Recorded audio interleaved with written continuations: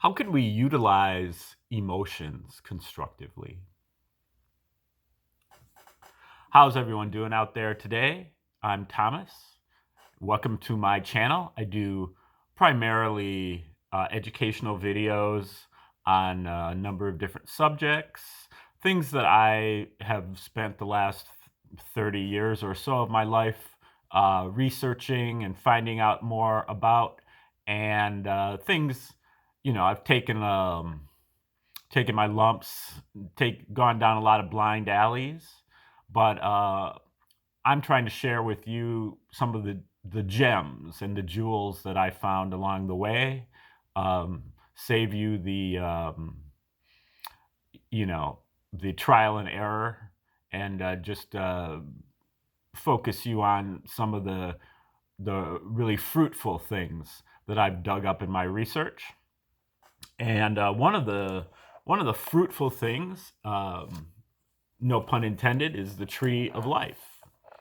And this tree bears great fruit in that it is something that you can use to really uh, enhance your whole life, because it's not really dogmatic. It's more like a mnemonic device for you to plug into, and then eventually apply your own experiences and your own philosophy um, to the tree, and then the tree will guide you, on your own terms. It's not dogmatic that way. Now, what the tree is pretty much is it's a model of our faculties of consciousness, or our abilities of consciousness. And it has 12 different components, 10 spheres, numbered 10, 9, 8, 7, 6, 5, 4, 3, 2, 1. And then there is a thing here called the abyss. And that's an implied sphere. It's like a dotted circle on the diagram. And then there's a 0 above the tree, for a total of 12. Each one of them corresponds to a different aspect or a different faculty of consciousness. The 10th sphere is all about our survival and our instinct, fight or flight, the law of the jungle. The ninth sphere is about our domestic consciousness, what we're getting when we're growing up in the home, the first few years of our lives, where we're highly receptive and we're soaking everything up from our environment, which is in particular the home environment, the domestic situation where we are being raised, and we are basically, watching intently our caregivers. We're watching what they do, and how they do it, and then we imitate it and memorize it.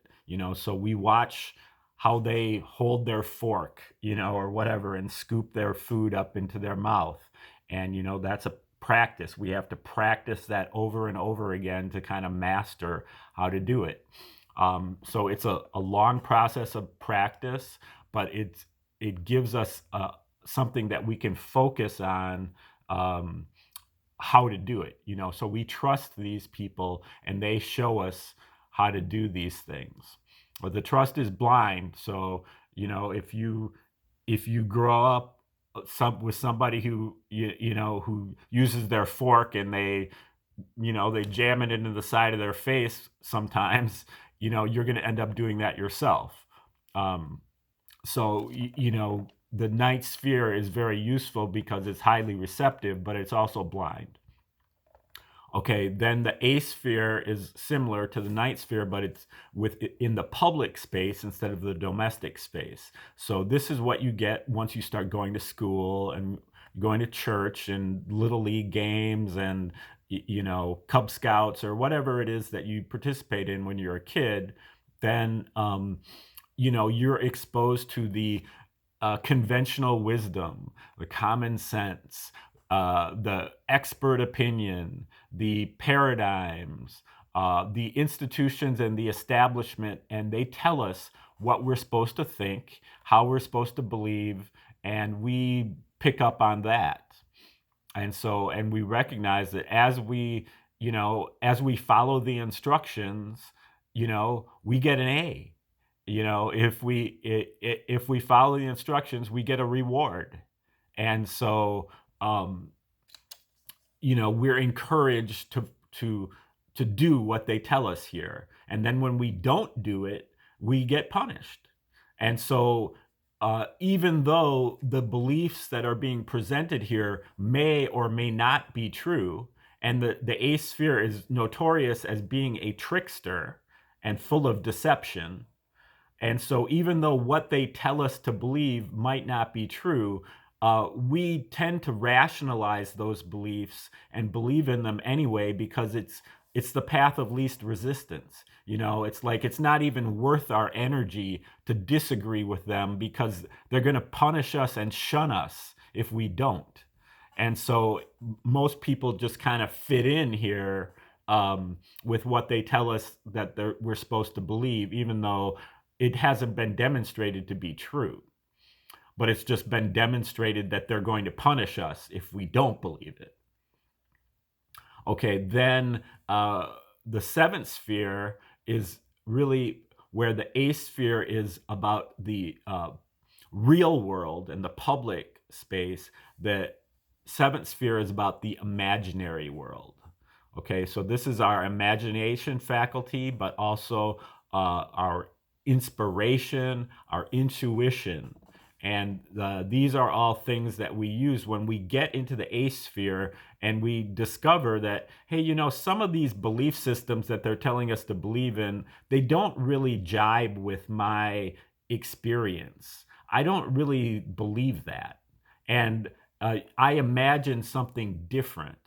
And I will use my inspiration and my creativity, another aspect of the seventh sphere, my creativity and my intuition to come up with alternatives, creative alternatives to this A sphere thing. So maybe we see a weakness about the A sphere and we invent a machine, or we write a song that helps to identify the wrongs that are here and to propose alternatives. So this is really a way that we break away from the herd and we find ourselves kind of creating our own reality, beginning to do that. And as we make our spiritual path, then we gradually take responsibility and ownership for our own beliefs and our own path and our own reality. Okay, so the seventh sphere is kind of the wedge to get us out of this matrix here and to get us, into our spiritual path, which, the inspiration here is the 1%. And then we require the 99% perspiration to move up the path. And so it's a difficult path, especially compared to how easy this is in the short run. This wears at you after a while. If you're in this and you're living a lie after years and years, it just begins to wear on you. And so this is ultimately the path of least resistance, but in the short term, this appears to be the path of least resistance. So the sixth sphere, when we make it here, we really are already here. The sixth sphere is our free will faculty. This is our ability to pay attention and to make decisions. Now, our attention is a vector. It's a direction. We point our attention at something. And in general, we're pointing our attention down the tree, kind of into the matrix, into the ninth sphere and to the eighth sphere. Our habits, our belief systems that we have developed since we were a kid. And it's our comfort zone. This is where we are comfortable because we're used to it. We grew up with it.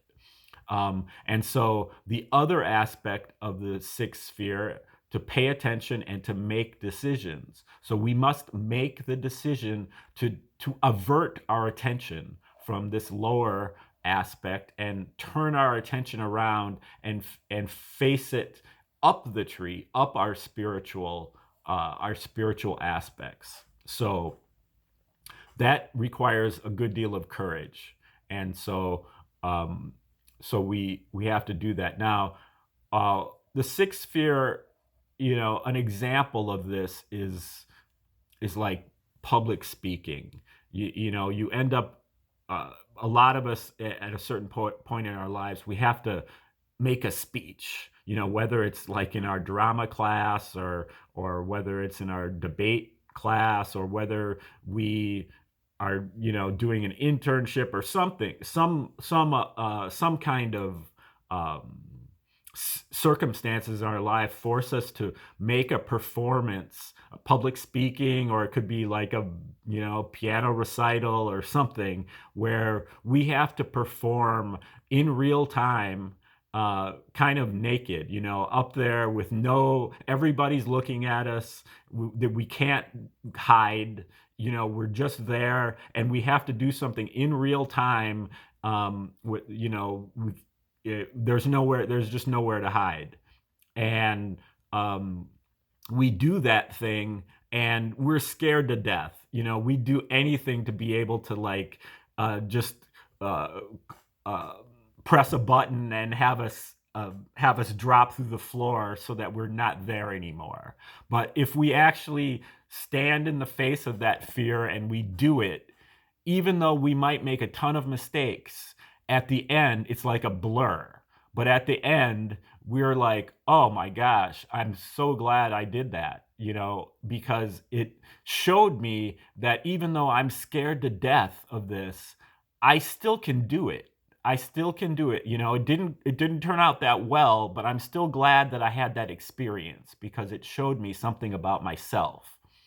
And so we all have kind of had this experience of turning ourselves around in the sixth sphere, but we don't have it very often. But we have that experience, so we know something about this.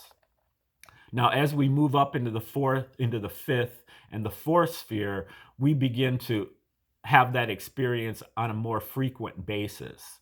Now, in the ancient Egyptian, where the tree has ancient Egyptian, at least it came through ancient Egypt. It might have preceded ancient Egypt, but the ancient Egyptians used the tree. And in the diagram, in the iconography, the symbolism, the seventh sphere is called Het Heru, the sixth sphere is called Heru, and the fifth sphere is called Heru Kahudi. And that basically means Heteru is like house of Heru. Heru is like hero. So the hero is the person who stands in the face of their fear. Heteru is like house of Heru. So it means it's just the spark of Heru. And then Herukahudi means Heru of two horizons, meaning from sunrise to sunset, I'm Heru. So that means that you're out there facing your fears like all day long. This means that you're facing your fears like once in a blue moon or once in a while, or it comes up. It's happened to you before. You've participated in this before. But when you move to the fifth sphere, that means that it's kind of like it's always there. You're always facing your fears because you're out there. You don't have like the establishment to fall back on. So you become really a warrior. But at the fifth sphere, this is a non-violent warrior. So the fifth sphere is represented by Mars, the planet of martialism, of military warriorhood. But here it is a non-violent war that we're participating, because the fifth sphere is also related to karma. This is the enforcement of the law, where the fourth sphere is the articulation of the law. So here, the law of karma measures our violence and waste. And so when we act here at the sixth sphere, we're making a dialogue with our karma. Okay, I act and I immediately get feedback on my action. And so if my action is filled with violence and waste, I will get that back to me. And so gradually that feedback allows me to change my behavior to minimize the violence and waste. And so this is the nonviolent warrior. And then the iconography of Herukuhuti at the fifth sphere is the blade. But the blades are not for slaying our mortal enemies. They're for slaying our internal enemies, which are our addictions and our attachments. So what we're doing here is we're cutting our attachments, and that's another nonviolent aspect. Now, the actual law is observed and written up here at the fourth sphere. We in a holy book or a cosmology or something similar, and so that's in stark contrast to the A-sphere law, which is like a commandment. We just tell you what the law is, what's right and wrong, and you do it. But here it's like you're providing an explanation for everything, and you're fitting it all together, all in a big whole, like the Chinese call the Tao. And so it's like how everything fits together, where we came from, what we're here for, who is God, and all of those things. It's also referring to the universal law, the universal love, and the universal language. Okay, so that is the fourth sphere. The abyss here has to do with our psychic powers, our abilities to tune into omens, tune into and recognize omens and synchronicities in our lives, and then to be able to act upon them. And then we have our divine triangle up here, 3, 2, and 1, omnipotence, all-powerful, omniscience, all-knowing or wisdom, and omnipresence, all-present, all at once, all everything, eternally. And we approach omnipotence or all-powerful through sound, synchronized sound. We approach our wisdom through vision, and primarily through being able to kind of shut off the mental chatter, and to be able to go deeper and deeper into the depths of our mind, where we are able to see the solution to problems. And that's really the definition of wisdom, is to be able to solve problems. And then the first sphere is our unifying aspect that's at our deepest center. When we tune in further and further and further, first we get here and we synchronize the sound. Once we synchronize the sound, it's kind of like we break the sound barrier. And then we come here and we tune in further and further and further until we can see the solution deep within. And that allows us to solve problems. And through that, we end up actually breaking the light barrier. And then we move to our deepest center here at the first sphere, where we discover that the thing that is at the first sphere, at our deepest center, is the same as at your deepest center and everyone else's deepest center. So we all are unified by this deepest center, because we all have this creative divine spark within us. And then the 0 is above the tree, and it refers to the creator and not really to us. It is not in the universe. The creator makes the universe, but there's an aspect of the creator that's not in the universe, and that's where the 0 comes in. So it's a mystery and it's a nothingness. Okay, now that's kind of the beginner's aspect of the tree. Now, if we want to go to a deeper level, what we would do, and this is what I've done, is I've taken the whole tree and boiled it down, shrunk it down into a small version of itself, and then plugged it in at all the spheres, at all 12 of the faculties. So I've broken each one of the 12 faculties down into its own 12 mini faculties. as kind of a pedagogical, a teaching educational tool, and or kind of a more advanced understanding of the tree. And so that creates 144 different mini faculties or fractal faculties, or what I refer to as stages of consciousness. And so, but the stages are not chronological, they're dramatic stages. So they're different dramas that we go through as we go through life. And if you'd like to get a list of those 144 fractal faculties, you can just click the link in the description. I'll send you out that list for free. And that will help you to kind of move along through these and to be able to really understand the tree, because you're able to see the whole picture, and then you're able to kind of cross-reference it as I go through the separate 144. So each day I'm going to go through one of the 144. And today we're looking at number 13. How can we utilize emotions constructively? Now, if you want to see where number 13 is, it's right here. It's in the ninth sphere, but it's the 10th fractal of the ninth sphere. Okay, so as we said, the ninth sphere is about heightened receptivity, and it's about copying and imitation. And then the 10th sphere is about our survival. And, the emotions are kind of at the juncture of the 10th and ninth sphere. And so that's kind of what we're talking about today. Number 13 is called social emotions. Stage number 13 is about interpersonal emotion and how they set the stage for thinking. We nurture our young ones. We are devoted to each other through social emotions. We bring a more conscious component, a control to emotions, domestic emotions, family, social emotions, devotions.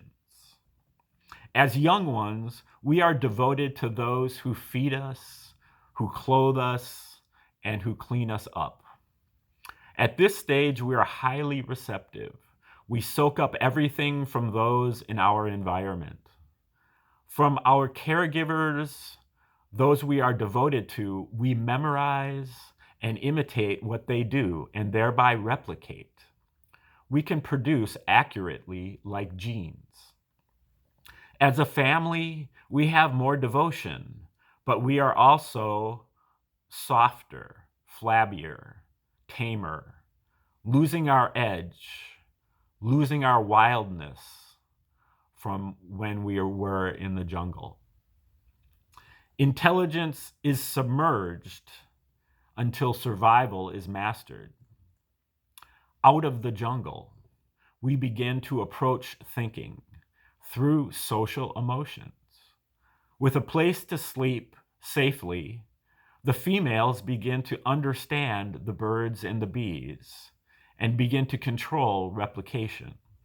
Out of the jungle, we can now apply our devotions, our emotions to things beyond survival, leading to intelligence. As a precursor to intelligence, emotions set the stage to develop thinking.